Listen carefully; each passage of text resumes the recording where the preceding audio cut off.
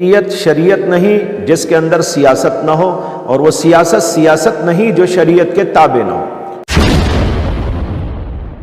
ہر علاقے کے لوگ جن میں علماء ہوں، دانشوران ہوں اور جماعتوں کے رہبر لوگ ہوں، مساجد کے ذمہ دار ہوں، ایسے سب لوگ مل کر اپنے اپنے حلقے کی حد تک غور و فکر کر کر کسی ایک کو اپنائیں اور دوسرے کے لیے گزارش کریں کہ وہ وڈرا ہو جائے۔ کیا لگتا ہے آپ کو، کیا مسلمانوں کی قیادت بڑھانی چاہیے؟ اور دوسری طرف جو ہے لوگوں کا ایک ذہن بنا ہوا ہے کہ مذہب اسلام سے سیاست کا کوئی تعلق نہیں، کیا واضح ترین بات کیا ہے؟ اس سوال کا دو ٹوک جواب یہ ہے کہ اسلام مکمل دین ہونے کے اعتبار سے اس کے اندر تمام شعبوں سے متعلق تفصیلات اور ہدایات موجود ہیں۔ سیاست بھی ایک بہت اہم شعبہ ہے اور اس وجہ سے سیاست دین کے اندر داخل ہے۔ اللہ کے نبی صلی اللہ علیہ وسلم نے سیاست کی ہے، حضرت ابو بکر صدیق خلیفہ رہے، حضرت عمر خلیفہ ہوئے، حضرت عثمان خلیفہ ہوئے، اور اسی طرح اس کے بعد حضرت علی رضی اللہ عنہ خلیفہ ہوئے، اور انہوں نے سیاست کو سنبھالا اور دنیا کو وہ نقشہ سیاست کا دیا کہ ایسا نقشہ دنیا میں نہ پہلے موجود نہ اس کے بعد کہیں دکھائی دیتا ہے۔ اس کا مطلب صاف و صریح طور پر یہ ہے کہ دین اسلام کے اندر سیاست موجود ہے۔ امام شافعی رحمۃ اللہ علیہ کا مقولہ کتابوں کے اندر لکھا ہے کہ شریعت نہیں جس کے اندر سیاست نہ ہو، اور وہ سیاست نہیں جو شریعت کے تابع نہ ہو۔ اصل بات یہ ہے کہ لوگوں کے ذہنوں میں موجودہ سیاست کو سامنے رکھتے ہوئے یہ نقشہ پیدا ہو جاتا ہے کہ ایسی سیاست تو اسلام میں نہیں ہے، جہاں مار توڑ ہو، ناانصافی ہو، ظلم ہو، غلط کاریاں ہوں۔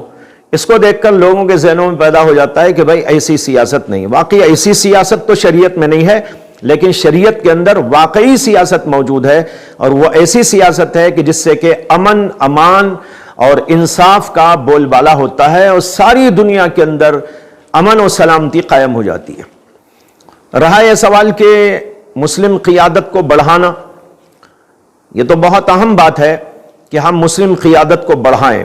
ہمارے نوجوانوں میں ماشاءاللہ ایسے بہت سارے لوگ موجود ہیں۔ اگر ہم کوشش کریں ایسے نوجوانوں کو سامنے لانے کی جو ملک اور ملت کے لیے غمخواری رکھتے ہیں، ہمدردی رکھتے ہیں، تو ایسے لوگ آگے بڑھ کر بہت بڑا کام کر سکتے ہیں۔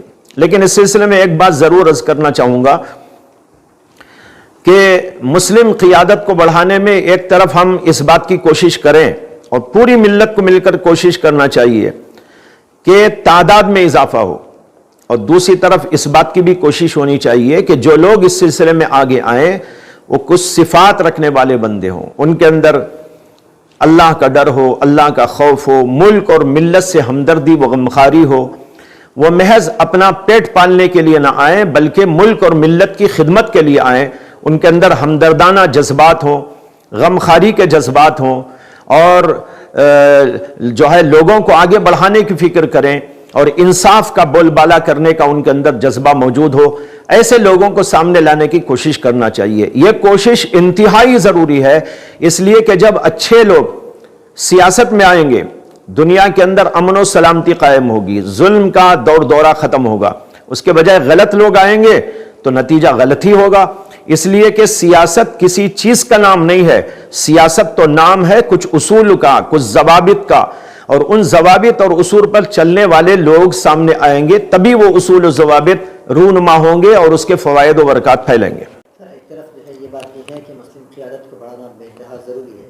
بعض اوقات ایسا ہوتا ہے کہ جس حلقے میں ایک مسلم امیدوار جیت سکتا ہے، وہیں جو ہے مخالف سیاسی جماعتیں عمداً دوسرے مسلم امیدوار کو کھڑاتے ہیں، اور دونوں ہی جو ہے لوٹ جاتے ہیں۔ وہاں پر جو ہے فرقہ پرست طاقتوں کا وجود سامنے آ جاتا ہے۔ تو اس پر کس طرح سے عمل ہونا چاہیے؟ لیکن ایسی صورت میں جو لوگ آگے بڑھ کے آتے ہیں وہ خود غور کریں کہ ملک کا فائدہ کس میں ہے، ملت کا مفاد کس میں ہے۔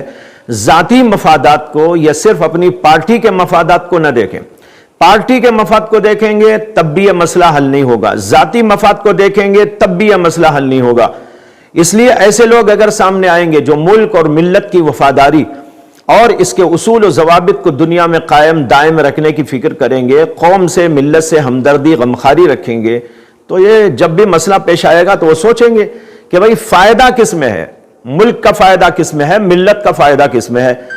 جب یہ لوگ اس کو دیکھ لیں گے تو خود ہی جو ہے اس سلسلے میں کوشش کریں گے کہ کیا ہونا چاہیے کیا نہیں ہونا چاہیے. اس لیے میں تو سمجھتا ہوں کہ ایسی صورت میں ہر علاقے کے لوگ جن میں علماء ہوں, دانشوران ہوں اور جماعتوں کے رہبر لوگ ہوں, مساجد کے ذمہ دار ہوں, ایسے سب لوگ مل کر اپنے اپنے حلقے کی حد تک غور و فکر کر کر کسی ایک کو اپنائیں اور دوسرے کے لیے گزارش کریں کہ وہ وڈرا ہو جائے, تب جا کر ملک اور ملت کا فائدہ ہوگا. ایسے ریاست میں کئی سارے حلقے ہیں جہاں پر جو ہے مسلم امیدوار جیت کر آ سکتے ہیں, باوجود اس کے کہ دیگر مذاہب کے قائدین وہاں پر جو ہے لگاتار جیت رہے ہیں, تو کیا ایسے حلقوں میں مسلم امیدوار کو کھڑانا مناسب ہوگا؟ مسلم امیدوار اگر وہاں کھڑے ہونے پر اگر یہ امید ہے کہ وہ کامیاب ہوگا تو وہاں کھڑانا مناسب ہے. نہیں, میں نے تو یہ عرض کیا نا کہ فائدہ دیکھنا چاہیے. اگر ہمارا امیدوار وہاں جا کر کامیاب ہوگا اور وہ کام کر سکے گا تب تو الحمدللہ بہت اچھی بات ہے. لیکن اگر ایسی امید نہیں ہے تو پھر وہاں جانے اور کام کرنے کا فائدہ نہیں ہے, یہ بول رہا ہوں میں.